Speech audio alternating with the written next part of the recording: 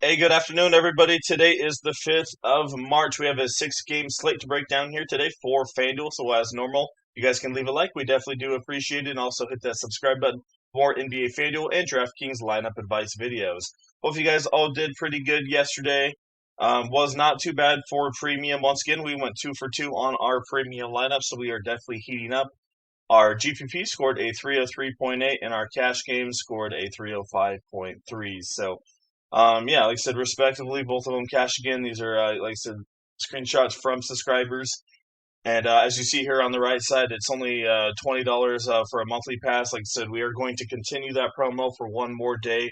It is usually $30 per month. So if you guys want to get in on this promo, it's $20 per month for the main slate. You get 2 lineups per day, and these are the lineups right here that you're going to get. So everyone that signed up in the last couple days have got these lineups. So yeah, come join us. Only 66 cents per day is what it comes out to. So like I said, scored a 303.8 on our GPP. Small, Brunson, Clayton, White, Brown, Jackson, Prosper, Wofford, and Klingon.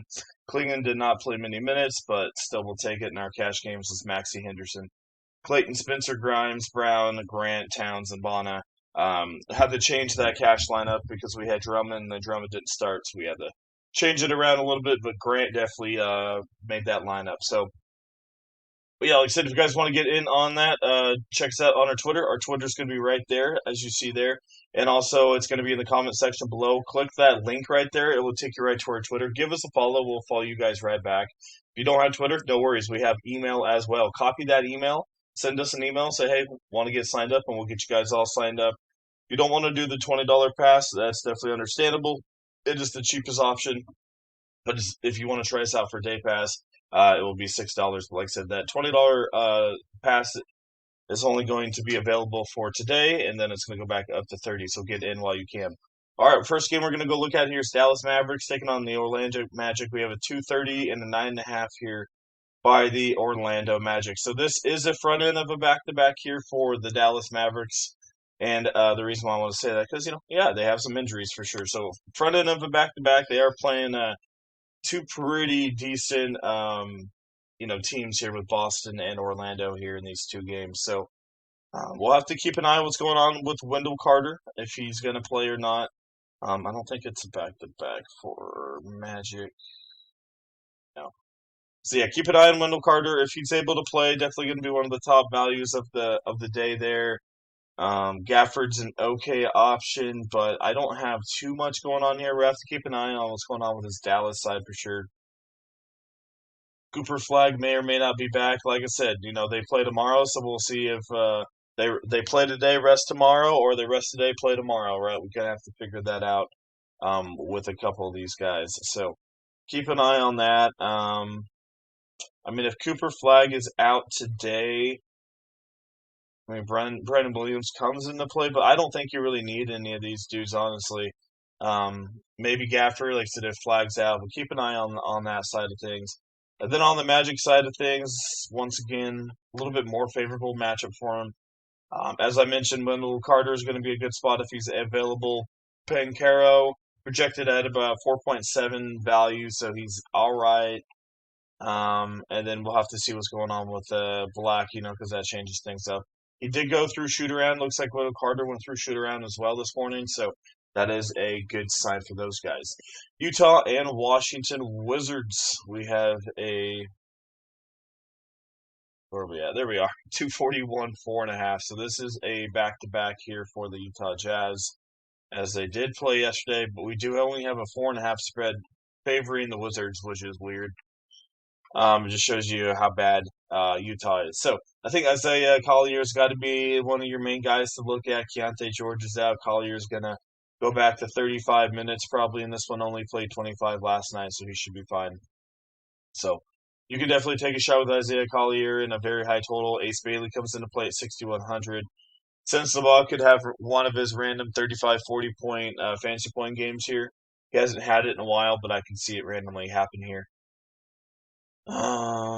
Harkless been starting, hasn't really done much with it. You can look at maybe Cody Williams in deep GPPs only if he starts. I mean, if he starts and gets minutes, he's only $3,800. A guy that can get you 22, 23, that's all you need. In tournaments, So I don't mind looking at him, and like I said, in tournaments. We'll have to see if Kyle plays here. Mo Bamba, I didn't even know he was on the team at 19 points. Good for him. If you guys remember that song, it's been a while. Uh, excuse me. Moving on to the Washington side of things here. We do have Sar. He's out. Vukovic is out. Gill's questionable. We got Reese probably going to be the main guy to look at, but he's not really a high usage guy. Main guy I would look at here on this side is Will Riley. He's been popping off. One of the few guys is actually playing mid 30 minutes and half decent usage rate. So I'm going to put in Will Riley everywhere. These other guys are still slightly limited, right? Champagne, they're all limited around these 20-minute range, but still in a half decent spot. But I don't like that limitation though. Same thing with Kyle Bali. Minutes came up a little bit. I think he can be worth a GPP shot with no George here tonight. But Will Riley's probably my favorite one that I would look at. I got to mention him for the name. I remember him back in college, Leaky Black. He did pretty good last time out. Not really high usage rate, 8 points, 9 rebounds. So I don't think I'm really going to go there, but I just wanted to mention him for the name. Some of the projections earlier showing Trey Johnson, I don't like that because he's still on a minute restriction. Will remain on a minute restriction in Saturday's game. So that was in February. Has his minutes? They've slightly came up. Maybe he plays 25 here. I could see him in a GPP, but there's no reason to push him. There's no reason to do it. Moving on to Golden State and Houston Rockets in this one, we have a 213, 8.5 by Houston. As we know, Houston, one of the best defenses in the league. Let's see if they play tomorrow. Houston does play tomorrow, so it is the front end of a back-to-back here for Houston, so we need to keep an eye on these injuries. I could see them playing here and resting tomorrow. I mean, I feel like that's what it would be, but we'll have to see. So, Amen Thompson, questionable with that ankle injury, and Alfred Sengun as well. It is an 8.5, so in Jabari Smith, it's an 8.5, so that's showing me that these guys are probably going to play today. I could see Sengun and Thompson playing and Smith out, and then vice versa. Maybe tomorrow we'll have to see. But definitely keep an eye on this one. If these guys are out for Houston, that is some massive cheaper value guys that are going to show up, like Easton Akogi. All these reach effort guys are going to show up. So keep an eye on that one. Golden State, I do not have anybody as of now, but if Houston does rest these guys, let's say Thompson and Sengun are both out, then yeah, I really don't mind taking a shot on a couple of these Golden State guys. I really don't in GPPs. All right, moving on a little faster now. Brooklyn and where are we at? Brooklyn and Miami.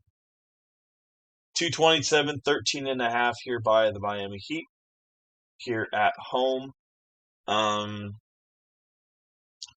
I think Wiggins definitely could be worth a look. Jaquez, Larson as well without Powell comes into play as well, depending on the minutes. They had 18 last time against Brooklyn.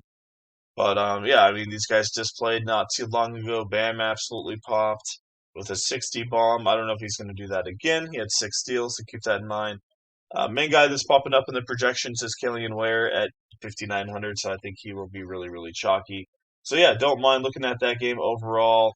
Brooklyn side, I don't really have much. Maybe Michael Porter, but Miami, I'm looking at Larson, Wiggins, Jaquez, Ware's probably one of the better options. His minutes have been coming up a little bit for sure. Moving on to Detroit and San Antonio, we have a 228, 3.5 here by the Spurs. These guys just played about a couple weeks ago. Really don't mind spinning up for Victor. He's projected at 4.6 value, so I don't mind him in GPPs, but cash games probably elsewhere because he's so expensive still. Last time we did face Detroit, he had 21 points, 17 rebounds, 4 assists, 6 blocks, 1 steal, had 65.4. So this should be a good game. These guys are rested, I think. So, yeah, I really don't mind looking at Victor. Don't mind looking at Jalen Duren in GPPs. Cade Cunningham did slightly struggle last time against them. Still at 50, but he only had 16 points. So, I'm probably going to fade Cade at 11-3. I would rather just go up to Victor if that's where you're going to go. Devin Vassell's an okay option at 5,500 here. He's been playing half decent on the scoring part of things, but it's not really the greatest matchup on paper for him. Julian Champagny has been popping up in the projections quite a bit as well. So that's one guy that you can look at if projections continue to like him. He's at like 5.7 value right now. So we'll keep an eye on him. But don't mind that. And one last guy I'll consider in GPPs is Duncan Robertson. 22-23 for this guy. Maybe he'll be all right for you. Last time he faced Antonio had 24.1. So if you want a little bit of exposure to that game, he's an okay option.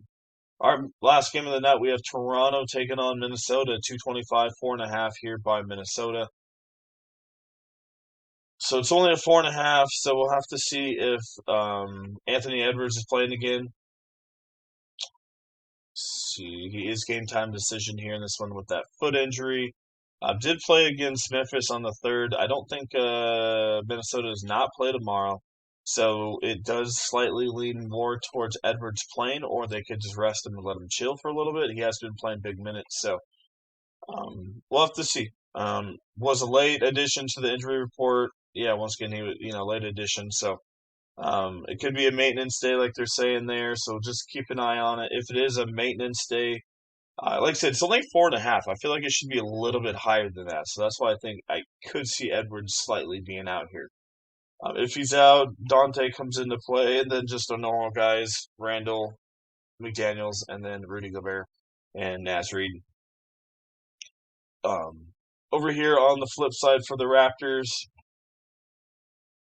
Quickly's not in too bad of a spot. Keep an eye on Ingram if he's out. RJ Barrett comes into play a little bit more, and then I don't mind looking at Jacob Poeltl and GPPs, especially if Ingram's out, gives him a couple more rebounds. And he's been playing half decent minutes as well. I don't mind, like I said, don't mind looking at Jacob Poeltl at 56 with a guy that has, 35, 40 point upside here tonight. So that's kind of what we're looking at. Let's go look at a couple of these guys, see what we're kind of where we're building here. I really don't mind looking at Isaiah Collier here tonight at 7,900. I think he's in a pretty good spot.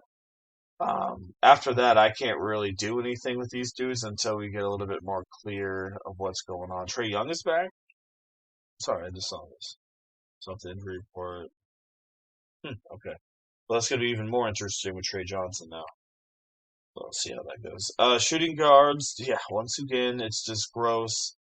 I think Quickly could be in an okay spot here. Bailey at 61, I think someone that you can look at. Pelly Larson, Middleton could come into play. Champagny for San Antonio. Paulo Banchero's all right at 95. Keep an eye on the Houston news because that's huge. So yeah, I mean, there's still quite a bit of news here. I know a lot of the injury reports haven't dropped yet, but it's going to be an interesting way to see how all these injuries drop. But this is kind of what we're looking at here for the most part. Alex Abueir's in a good spot. Been playing a lot more minutes, thankfully. Hopefully they don't, screw us over here tonight. But that's what we got going on. So like I said, there's quite a bit of injuries still. If you guys don't have time to, go through the injuries and all that, let us do the work for you. We have a $6 day pass, or we still have our promo going on for $20 per month, which is only 66 cents per day. That is absolutely a steal, especially with how we've been doing the last couple days. Like I said, screenshots don't lie. We've been killing it. Like I said, this was yesterday, and then the day before we had this one as well. So last couple days been going well. Like I said, $20 for a month pass, $6 for a day pass. Twitter will be in the comment section. Click that link right there. We'll take you right to our Twitter. Follow us. We'll follow you guys back. If you have no Twitter, no worries. We have our email as well. Copy that email. Send us an email. We'll get you guys all set up, and we can send lineups right to your guys' email, so no worries about having a Twitter. All right, once again, thanks for watching. I appreciate it, everybody. I hope you guys have a good day today, and we'll see you guys here in the next one.